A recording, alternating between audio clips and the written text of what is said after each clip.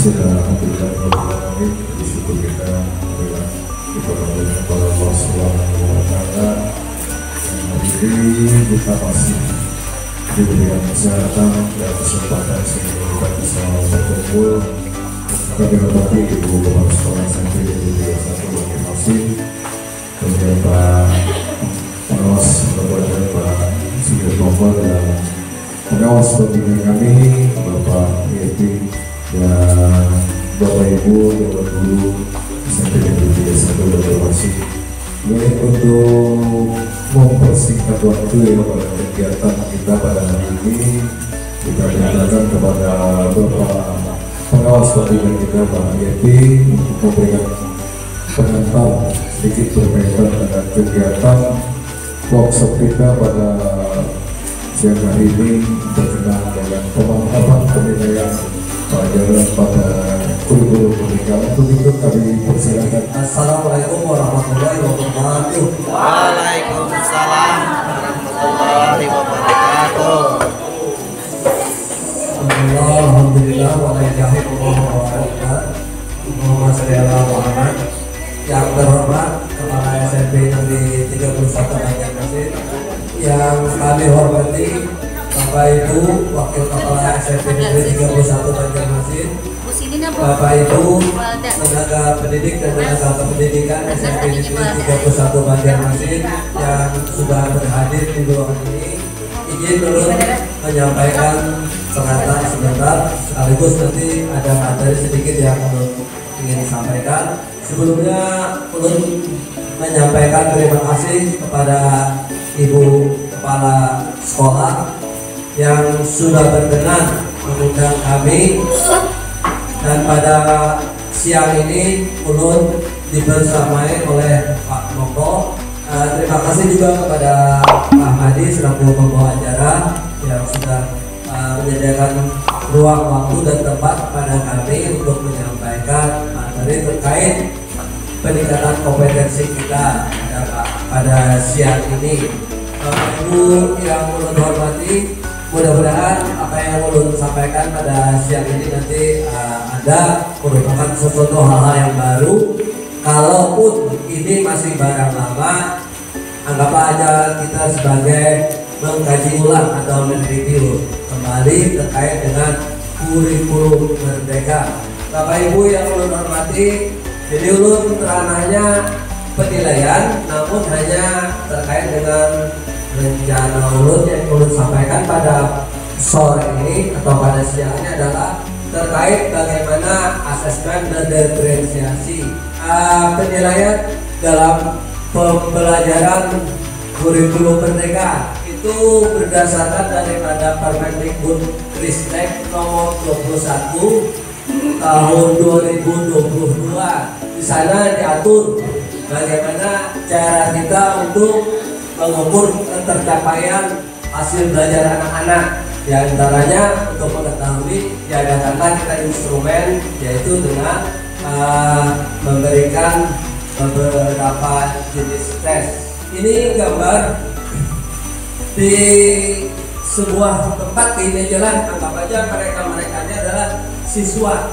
Nah, siswa kan tentu kan mereka berbeda ini. Nah, berbeda, karena berbeda, guru harus mencermati strategi kayak apa ini dalam pembelajaran, strategi apa yang kita berikan pada saat memberikan tes. Kalau misalnya yang duduk ini kita berikan tes memanjat pohon, ulun yakin ini yang harapnya ya Pak. Terus ini yang besar ini, kalau dia diberi materi tes mengangkut beban, tentu dia yang paling bisa, paling kuat, ya kan? Nah, macam apa supaya mereka ini terwakili, semuanya sama, kita proporsional kayak gitu. Nah, mau kita mengadakan penilaian yang berbasis diferensiasi. Lalu kayak apa pertanyaannya? Penilaian yang berdiferensiasi itu mungkin kalau pembelajaran berdiferensiasi bertiga siswa yang berbeda cara belajarnya. Tadi kita bisa aja secara ini kan menyajikan di kelas. Namun tesnya kayak apa? Kalau misalkan memanjat Ini tujuan yang harap yang ini materi yang kita berikan nih, tujuan asisten kita. Kalau memanjat itu di sini ada gambar kera nyata dapat nilai 100. Ya kan? Kalau misalnya mengangkut beban yang dapat nilai yang kemudahan, maksudnya itu yang terlalu enteng baginya, oh itu nahan aja, otomatis ini kan ini si gajah. Kalau berlari ini si doki ini yang pemenangnya. Kalau misalkan terbang ini elang. Nah terus kalau berenang ikan. Nah macam apa semuanya ini bisa terlayar nih. Otomatis kita lakukanlah tes yang berdiferensiasi tadi. Caranya apa? Nah ini tujuan sama tapi cara menjaganya berbeda. Ini tujuan sama, tujuannya apa tadi? Kita ingin anak-anak kita tadi berhasil, tapi karena latar belakang anak-anak kita tadi berbeda satu sama lainnya daya belajarnya, maka kita perlu mengadakan cara yang berbeda pula untuk mengambil informasi terkait ketercapaian pembelajaran yang kita berikan. Ini yang belum maksud tadi supaya sama semuanya kan, ada tertulis, ada lisan, ada praktik dan ada produk. Silakan aja. Saya rasa itu aja dulu yang dapat belum sampaikan. Mohon maaf Bapak Ibu, ini sekedar berbagi saja. Demikian yang belum dapat sampaikan. Kalau tidak ada pertanyaan atau diskusi lebih lanjut, ulun sudahi dengan wabillahi taufiq wal hidayah. Wassalamualaikum warahmatullahi wabarakatuh. Waalaikumsalam. Assalamualaikum warahmatullahi wabarakatuh. Waalaikumsalam. Bismillahirrahmanirrahim. Alhamdulillah, nahmaduhu wa nasta'inuhu wa nastaghfiruhu wa na'udzu billahi min shururi anfusina wa min sayyiati a'malina. Man yahdihillahu fala mudilla lahu wa man yudlil fala hadiya lahu. Asyhadu an la ilaha illallah wa asyhadu anna Muhammadan abduhu wa rasuluhu la nabiyya ba'dah. Allahumma shalli ala Muhammadin wa ala alihi wa sahbihi ajma'in. Rabbi shrah li sadri wa yassir li amri wahlul 'uqdatam min lisani yafqahu qawli. Raditu billahi rabban wa bil islam dinan wa bi Muhammadin nabiyyan wa rasulun. Rabbi zidni 'ilman wa zidni fahman bi rahmatika ya arhamar rahimin. Yang sama-sama kita hormati Ibu Kepala Sekolah SMP Negeri 3 Nusa Masjid, yang saya kita hormati Bapak Ibu Wakasek SMP Negeri 3 Nusa Masjid, dan yang tidak kalah penting Bapak dan Ibu yang hari ini bisa berhadir, meluangkan waktu dan ada kesempatan untuk kita bertemu. Habis ini dilanjutkan dengan kegiatan tadi begitu banyak materi menarik sekali. Pak Yenti sudah memberikan materi sambil ulun membatik lah Bapak Ibu lah. Jadi materinya sudah disampaikan dulu cukup luar biasa. Pembelajaran atau tes yang berdiferensiasi berdasarkan kompetensi masing-masing. Kalau kita tidak pas memberikan soal kepada anak, maka kita akan salah sasaran. Yang nggak bisa mengunjung suruh mengunjung tadi ya, yang nggak bisa terbang suruh terbang, nyata kalah karena tidak pas.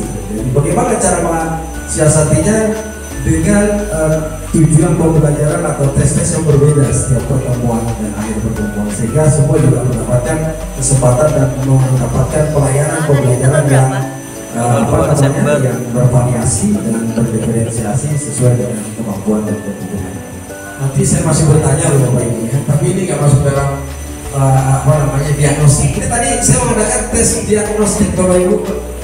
Jadi sebelum belajar, saya coba adakan tes diagnostik. Kan diantaranya butuh instrumen tes gitu ya Pak Ibu ya. Ada diagnostik. Nah ini mengetahui sampai di mana batas-batas anak yang akan kita treatment nanti. Ini diagnostik. Yang saya katakan ini adalah tes awal diagnostik sebelum pembelajaran kita mulai.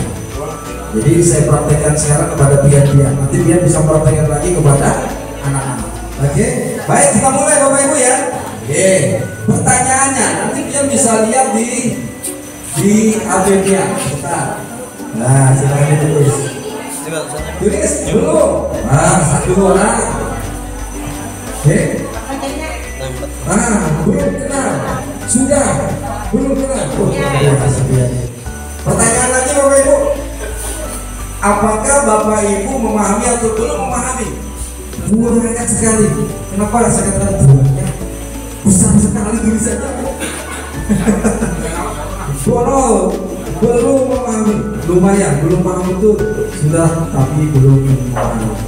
Sudah tapi belum memahami. Sudah tapi belum paham. Aduh. Sudah tapi belum memahami. Oke, saya tutup ya. Saya masukkan jawaban dia dalam slide dulu. Nanti untuk kenang-kenangan yang tahu SMP 27 SD 31 jawabannya ini. Oke, lagi coba lagi. Baik teman-teman Ibu, pemantapan penilaian pembelajaran kurikulum merdeka. Oke, kurikulum merdeka ini membawa angin segar bagi kita semua sebenarnya. Jadi salah satu aspek penting dalam penerapan kurikulum merdeka adalah penilaian pembelajaran. Penilaian pembelajaran kepada Nah, penilaian pembelajaran dalam kurikulum merdeka dirancang untuk mendukung pengembangan potensi dan bakat peserta didik secara optimal. Jadi itu tujuannya sebetulnya, penilaian dan mendorong secara optimal. Nah, dasar hukumnya ini. Nah, dia tadi jawab apa saya nggak jawabannya. Di Permendikbud nomor 21 tahun 2002 ini mengatur tentang sumatif, rapor, formatif itu ada semua di sini. Ya, ada semua di sini. Nah, dan di Permendikbud Ristek nomor 12 tahun 2024 ini mengadakan pendidikan dasar peraturan dan membahas tentang pedoman penyusunan kurikulum intra dan ekstra kurikuler. Ada di sini semua. Soalnya tadi ada ya, soalnya. Nah, kemudian Undang-Undang RI nomor 20 tentang Sisdiknas juga diatur. Kemudian Peraturan Pemerintah RI nomor 57 tahun 21 itu menetapkan standar penilaian Bapak Ibu. Standar penilaian di sini, kemudian formatif sumatif ada di sini. Permendikbud nomor 5 tahun 2022 menjabarkan lebih lanjut tentang capaian pembelajaran yang harus dicapai peserta. Capaian pembelajarannya itu seperti apa? CP-nya ada semua di sini. Baik, konsep penilaian formatif sumatif ini. Ada penilaian formatif, konsepnya seperti ini. Penilaian sumatif, konsepnya apa? Jadi perlu jelaskan sedikit.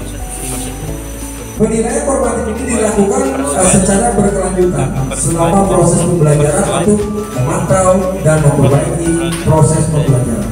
Untuk memperbaiki proses pembelajarannya, jatuhnya atau kurangnya di mana, itu kita pakai formatif.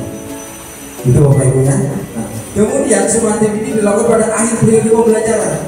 Sudah selesai satu bab atau dua bab itu silakan dia gunakan formatif. Gitu. Nah, ini untuk apa? Mengukur capaian pembelajaran peserta didik dan menentukan kenaikan kelas atau kelulusan.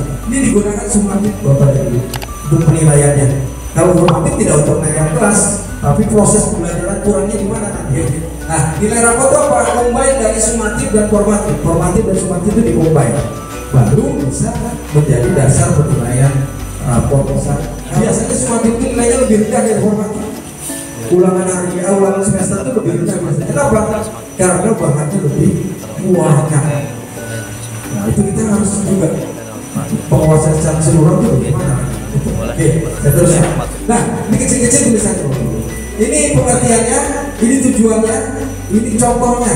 Kalau formatif itu contohnya apa? Bisa tugas harian, bisa pakai kuis, bisa diskusi kelas, bisa observasi. Instrumennya bagaimana Bapak Ibu? Instrumennya bisa lembar observasi, daftar cek, atau kita menggunakan skala aplikasi. Oke. Kemudian rubriknya bagaimana? Nah, dia bisa bikin rubriknya. Kriterianya bagaimana? Sangat baikkan, cukupkan, perlu perbaikan. Kemudian tentang pemahaman konsepnya bagaimana? Nah, pemahaman konsepnya apakah dia memahami konsep secara mendalam dan dapat menjelaskan dengan baik, atau dia memahami konsep secara umum, atau memahami sebagian konsep, atau belum memahami konsep, atau kemungkinan berpikirnya kita bikin rubrik lagi. Bagaimana dia mampu menganalisis masalah dan seterusnya. Itu rubrik-rubriknya Bapak Ibu. Jadi biar bisa bawa rubrik seperti ini. Di contohnya, instrumennya, rubriknya dibuatkan seperti itu. Nanti biar bisa bikin sendiri. Gak usah difoto, nanti biar download aja ya. Download. Oke. Nah, sekarang penilaian SMARTID tujuannya apa nih tujuannya? Menentukan tingkat pencapaian kompetensi peserta didik, memberikan gambaran umum tentang keberhasilan, menjadi dasar untuk pengambilan keputusan seperti kenaikan kelas atau pemberian rapor. Contohnya apa? Ulangan harian boleh, ujian tengah semester boleh. Kita masih ada ujian tengah semester boleh? Masih ya? Nah, ini dalam SMARTID juga ini masuk. Kemudian ujian akhir semester, proyek, instrumennya bagaimana? Bisa pilihan ganda, bisa esai, bisa proyek, bisa portofolio. Rubriknya bagaimana? Mirip dengan yang tadi, dengan yang formatif. Paham ya Bapak Ibu ya? Lanjut, singkat aja Bapak Ibu, tidak terlalu banyak saja. Oke, nilai rapor. Nah tujuannya apa? Memberikan informasi pada peserta didik orang tua tentang perkembangan belajar peserta didik. Perlu adanya rapor. Kalau tidak ada rapor kita tidak tahu. Kemudian menjadi dasar untuk mengambil keputusan apakah dia naik, lanjut, atau dia tetap tinggal. Artinya komponennya apa? Ada kognitif, ada psikomotor, ada afektif, dan ada deskripsi. Ada deskripsinya dari setiap rapor itu. Nah ini unsur-unsur dalam rapor komponen terbaik. Hubungan antara penilaian formatif SMARTID dan nilai rapor itu bagaimana? Ini Bapak Ibu. Nah prinsip-prinsip penilaian dan kurikulum mereka apa saja? Ini jangan ditinggal, harus berpusat pada peserta didik, harus beragam, harus berkelanjutan, otentik, dan menyenangkan. Student well-being itu harus semuanya. Jadi ini adalah prinsip-prinsip penilaian. Otentikitasnya itu ada. Lanjut ya Bapak Ibu ya. Nah, contoh instrumen penilaian lainnya ini bisa. Saya bisa lihat saja apa saja petunjuknya ada di sana. Oke, kita lanjut. Ini rubriknya bisa Bapak Ibu lihat. Kemudian tujuan dan fungsi penilaian ini sudah saya tuliskan lengkap di situ, nanti dia tinggal lihat aja. Karakter penilaian formatif ini karakternya Bapak Ibu dia bisa lihat penilaian formatif bersifat diagnostik dan berfokus pada proses pembelajarannya. Kemudian SMARTID bersifat evaluatif dan berfokus pada hasil belajarnya. Dan nilai rapor merupakan penggabungan hasil dari formatif dan SMARTID. Oke, itu urutannya seperti itu Bapak Ibu. Contoh instrumennya ada formatif, ini SMARTID, kemudian peran formatif, juga yang balik pengembangan potensi, kemudian implementasi. Dan kesimpulannya penilaian pembelajaran dan kurikulum merdeka memegang peran penting dalam mendukung proses pembelajaran belajar yang bermakna. Penting untuk memahami konsep, tujuan dan fungsi dari setiap jenis penilaian. Selalu berinovasi dan evaluasi bersama penilaian untuk menghasilkan hasil yang maksimal. Jadi hasil maksimal pada peserta didik. Jadi kita beroriented atau berfokus pada peserta didik. Dan mudah-mudahan semuanya berhasil. Gitu ya Bapak Ibu ya. Dan akhirnya sekian dan terima kasih. Oke, seperti itu. Ya. Satu lagi saya coba membawa Pian untuk bermain. Apakah Pian masih konsentrasi sebelum kobel Pian berjalan? Bisa bermain acak-acak? Oke, kita mulai ya. Acak-acak ya. Oke. Pian mau pilih apa? Negara, acara televisi, film, aktor, aktris, sifat, sport, transportasi atau lagu? Negara, siap, negara. Oke, kita cari. Kita tes ya. Oke. Negara apa nih Bapak? Afghanistan. Afghanistan. Wah, luar biasa. Negara apa? Indonesia. Oh, tepuk tangan dulu. Tepuk tangan dulu. Oke, ini Indonesia, ini Filipina. Ini Malaysia. Ini Nigeria. ini Lain.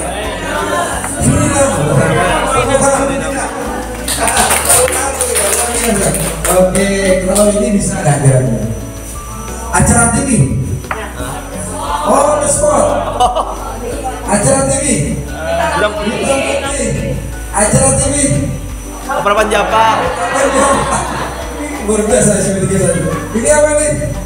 Kaji kuah Jemendi. Apa itu? Hah? Apa itu? Kaji kuah Jemendi. India kayak ini. India kayak ini. Ternyata jika menjadi. Kalau ini Sabtaman. Ada yang bisa? Apa ini? Sabtaman?